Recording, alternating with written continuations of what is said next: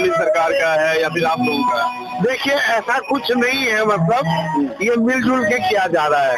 कुछ सरकार का सहयोग है, कुछ हम लोगों का सहयोग है।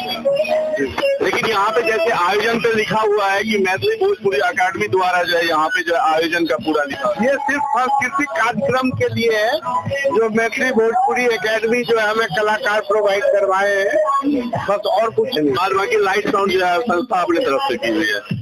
आप दिनेश जी, आप जो है आम आदमी पार्टी के जो है नेता भी हैं।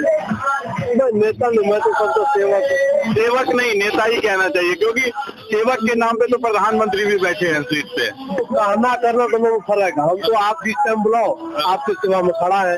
आज भी कहीं ना कहीं अगर सौंदर्यता की बात कहें तो जो जमुना की घाट में जो सौंदर्यता होता वो जो है कहीं ना कहीं जो है मतलब कि समेट दिया गया, गलियों में कहीं मोहल्ले में समेट दिया गया आपको। ये